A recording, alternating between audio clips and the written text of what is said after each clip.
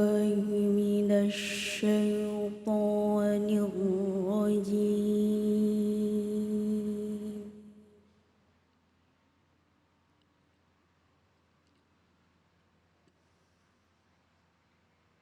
بسم الله الرحمن الرحيم.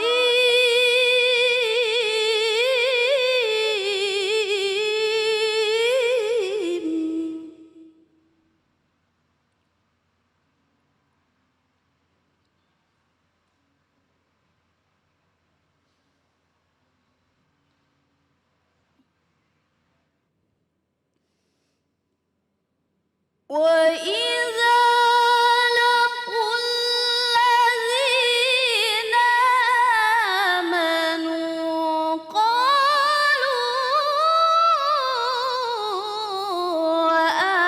آمنا.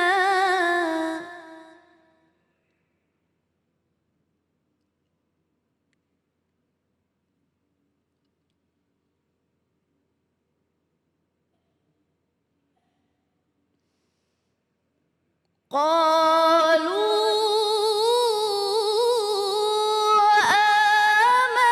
آمنا وإذا خلوا إلى شياطينهم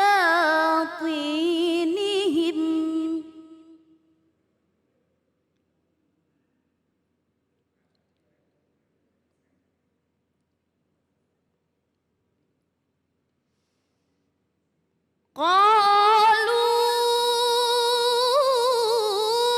إنا معكم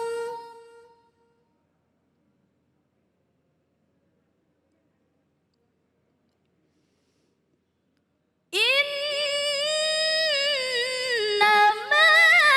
نحن مستهزئون.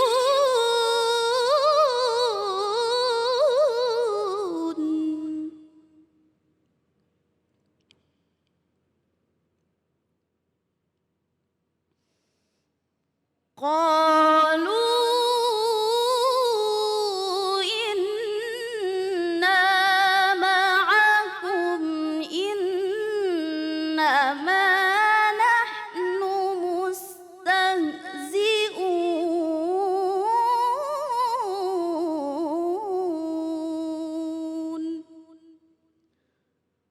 صدق الله العظيم.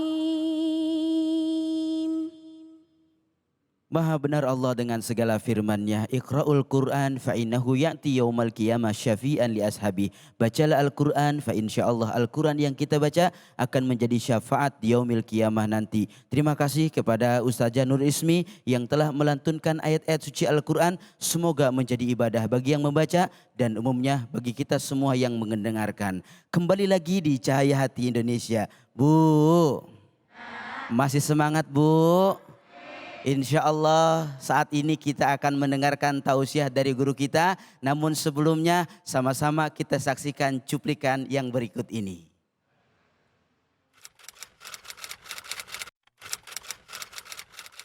Pansos, panjat sosial udah pasti orang-orang atau ya mereka lah ya yang memang numpang tenar gitu ke seseorang. Misal ada artis yang lagi tenar atau sosok yang lagi banyak disorot sama masyarakat. Pansos itu panjat sosial ya. Pansos itu adalah usaha atau upaya yang dilakukan seseorang untuk menaikkan citra dirinya supaya lebih terkenal misalnya atau juga lebih populer. Biasanya dilakukan di sosial media. Menurut saya pansos itu panjat sosial ya kalau dari definisinya. Pansos secara bahasa panjat sosial. Pansos itu panjat sosial. Pansos itu panjat sosial. Pansos itu ya panjat sosial ya. Menurut saya sih nggak apa-apa ya, sah-sah aja. Misalnya mungkin UMKM atau brand-brand kecil yang pengen biar produknya dikenal sama masyarakat, mereka pansos ke artis-artis. Menurut saya selama itu positif sih nggak jadi masalah sih. Tergantung ya pansosnya pansos apa dulu nih. Kayak misalnya kalau misalnya ada hal-hal yang lagi masalah atau apa kayak artis-artis yang sensasional itu kan malah kadang malah memperburuk masalah gitu kan. Kecuali yang mungkin yang bisa memberikan manfaat, misalnya kayak misalnya di brand-brand atau misalnya kayak pansos untuk memperkenalkan brand mereka, kayak gitu sih. Boleh saja ya, asal tidak merugikan orang yang didomplengi. Sehingga dia tidak merasa dirugikan atau lebih-lebih ketika namanya tercemar akibat tindakan pansos tersebut. Kalau saya pribadi melihat pansos itu dari dua sisi. Yang pertama yang baik dan yang kedua yang buruk ya. Tergantung bagaimana orang itu atau individu tersebut itu menyikapinya. Jadi balik lagi ke masing-masing, ada yang positif ada yang negatif. Menurut gue fair-fair aja untuk pansos. Secara hukum juga nggak dilarang. Ya kalau demi kebaikan kenapa enggak? Menurut aku boleh, karena selagi nggak ngerugiin orang lain, ya nggak apa-apa sih, sah-sah aja pansos. Pansos itu nggak boleh ya menurut saya, karena itu merugikan orang lain. Kalau bisa kita berdiri sendiri, kenapa harus merugikan orang lain? Kalau buat saya sih ya boleh-boleh aja, karena itu salah satu strategi ya. Selama tidak merugikan sih buat saya sih tidak apa-apa. Cuplikan yang begitu menarik, jangan pansos. Lalu pansos yang boleh seperti apa? Insya Allah hari ini guru kita Ustadz Ahmad Kosasi akan membagi ilmunya kepada kita semua. Silahkan guru. Assalamualaikum warahmatullahi wabarakatuh.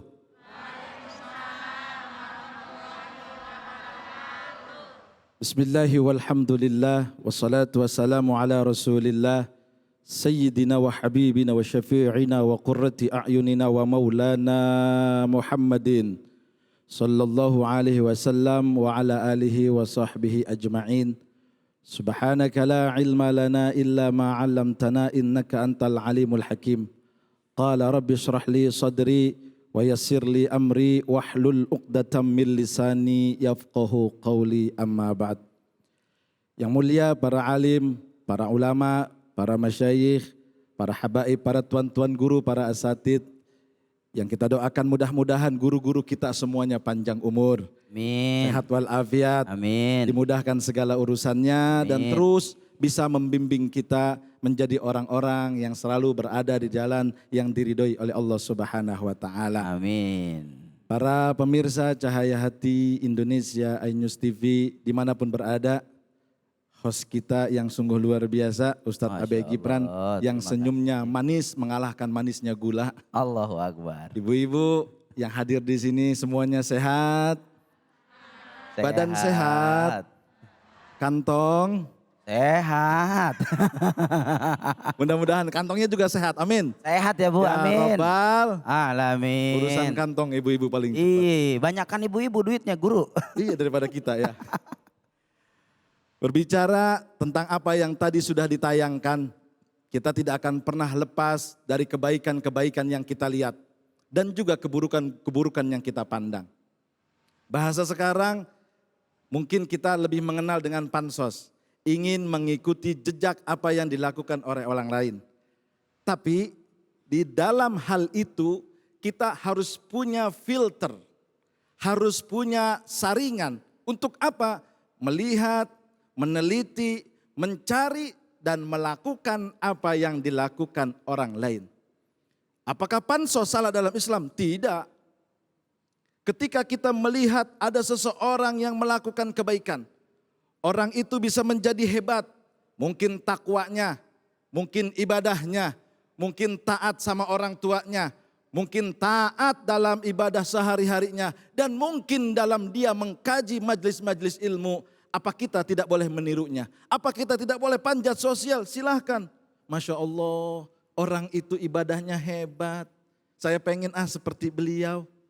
Akhirnya dia ngajak orang itu, Bu bagaimana caranya? Pak bagaimana caranya? Saya kok melihat Bapak menjadi orang yang hebat dalam ibadahnya. Nanya nggak apa-apa panjat sosial. Karena apa? Ketika kita melakukan kebaikan, kita melakukan amal soleh, lalu orang itu ditiru amalnya, maka pahala mengalir dalam diri orang yang diikuti itu.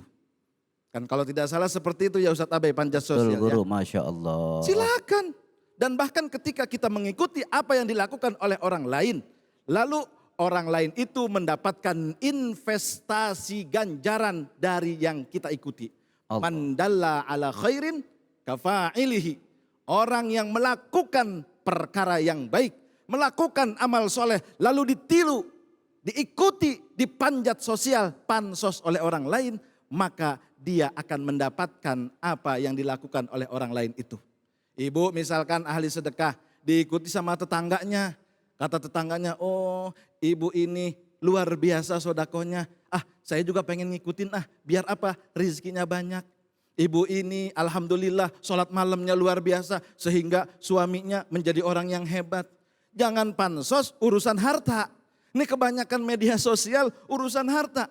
Orang beli mobil Alphard, kita beli Paramek. Kita beli obat sakit kepala. Kita sakit kepala karena apa?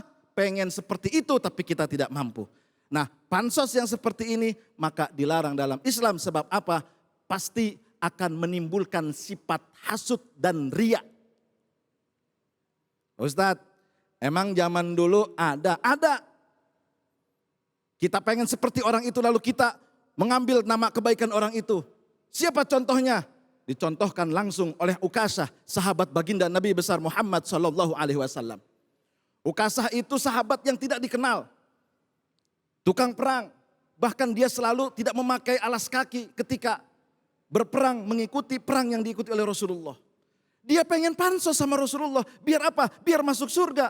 Akhirnya dia mendapatkan cara yang terbaik. Satu saat baginda ketika sudah sakit-sakitan. Rasulullah ketika dalam keadaan sakit.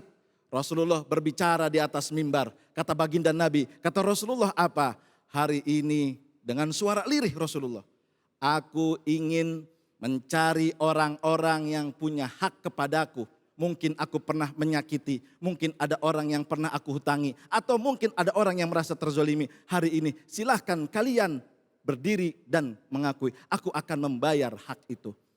Sampai ditunggu tidak ada yang berdiri dan pada akhirnya ada seorang sahabat yang bernama Ukasah. Ukasah berdiri, kata Rasul, siapa kamu?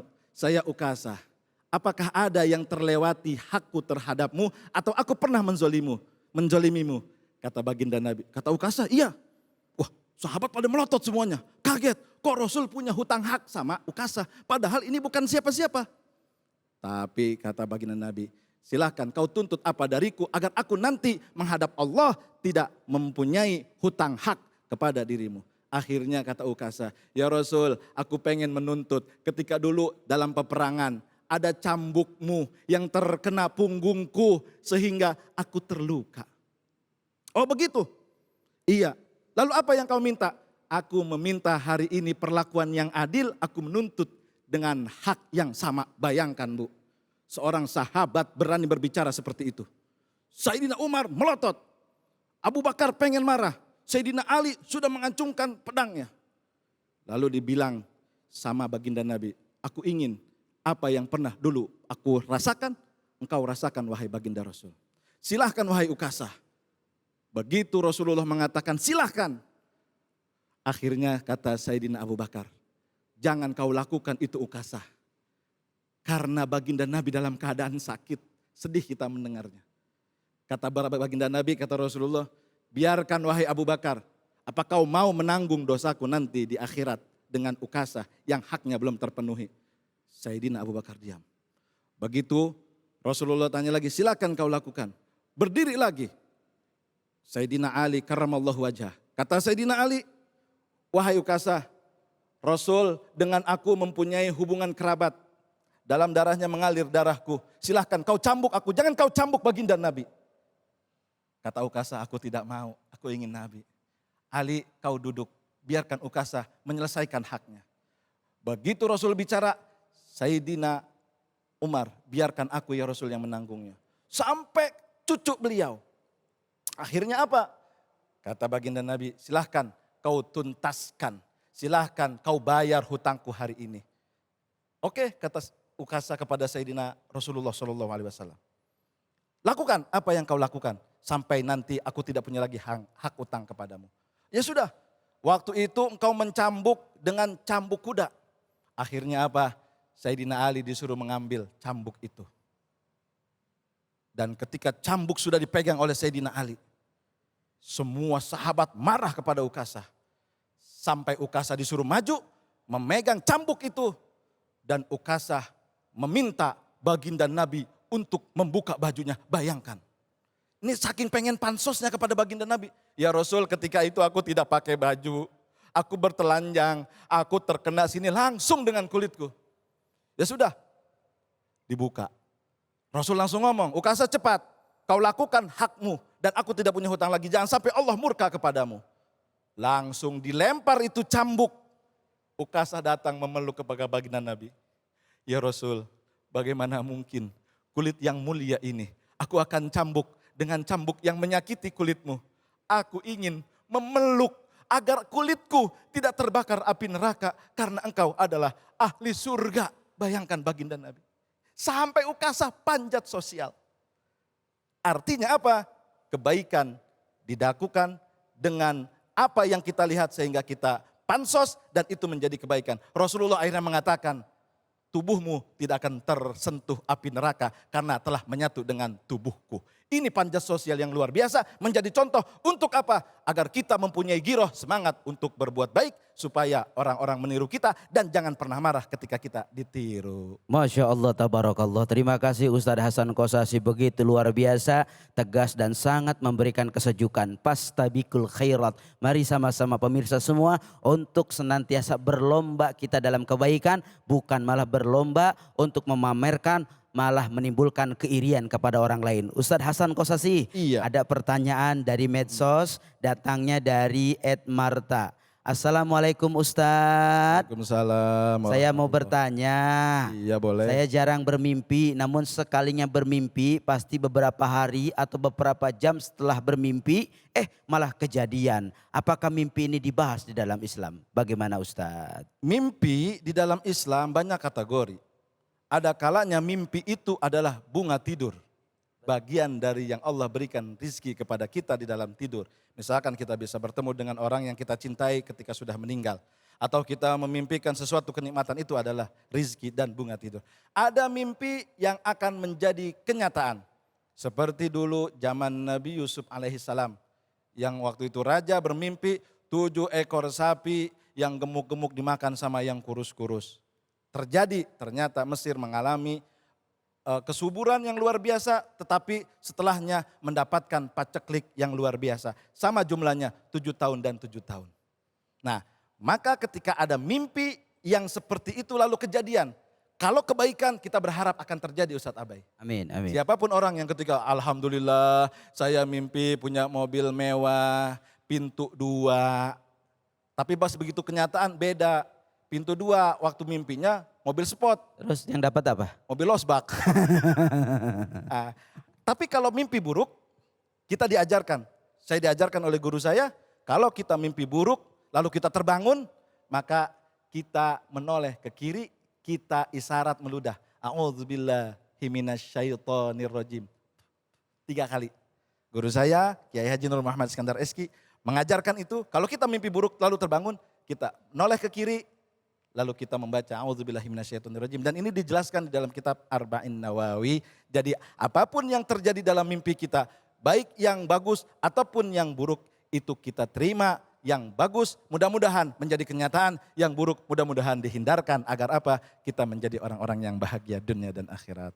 Masya Allah, tabarakallah. Terima kasih guru atas penjelasannya. Mudah-mudahan ini memberikan jawaban buat kita dan buat para pemirsa dimanapun berada, khususnya buat Ed Marta. Bagi para pemirsa, mudah-mudahan pun semua diberikan keberkahan oleh Allah Subhanahu Wa Taala. Setelah ini kita akan mendengarkan tausiah selanjutnya dari guru kita Ustadz Asmar Lambo. Beliau akan menjelaskan tentang jangan nomor duakan Allah.